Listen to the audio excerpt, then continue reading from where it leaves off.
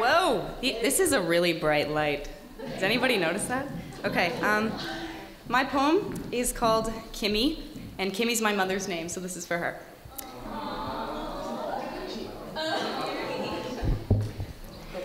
The night I picked up this pen for the first time was the night that it started to snow in Kansas. She called me up, her glitter voice leaking through the phone line like a steady flow of morphine. It said, let me go, but I stayed, said no.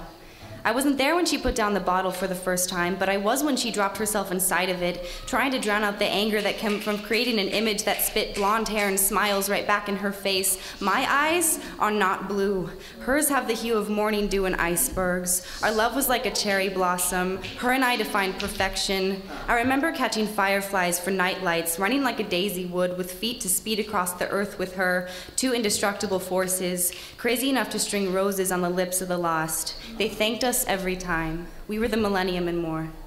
But it was that night when she lay strung over the bathroom floor, her icing eyes melting beneath her amputated parts, scars everywhere, stars mourning the bruised and beaten vessel. It wasn't supposed to be like this. Hearts too cold to understand, chances slip through clenched hands. Can you hear the wailing of your hearse? Less like a tear in an angel's gown, more like a turn for the worse, trying to figure out what pillaged her brain, crying to form a pill to alleviate the pain, acting the part in the game of twisted metaphors, spilling over my trembling lips. I was useless. I couldn't help but think, if I was born into this world a small poet, then why can't I write you a love song to bring you back?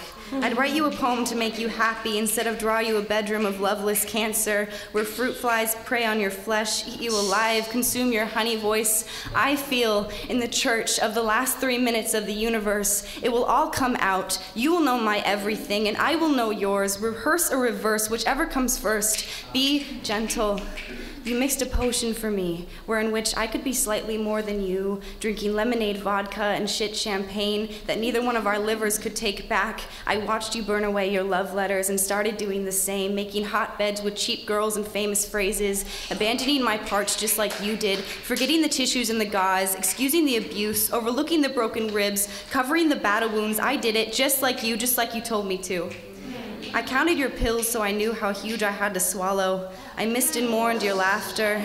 The night I picked up the pen for the first time was the night that it started to snow in Kansas. We were disasters, tangled together in the mortuary, twisted, waiting to be dissected. Now I connect my arteries to your ears, hoping to hear some part of you respond coherently. You mumble just like I do. So instead, I let my hands write you a love song, telling you that the only thing I knew how to do was try, and maybe it's easier to say goodbye than to watch you live. No longer a matter of why, but when, I'll hold my breath. And when death knocks on our door, I will love you like the ocean with an ever-blue chest. And finally, we will rest. Now listen. You're standing in an art museum with no more bullets in your mouth, and all the rounds have been shot through your stomach. There's a gash on the canvas before your eyes painted with solemn blue. That's how you left me, standing in front of you.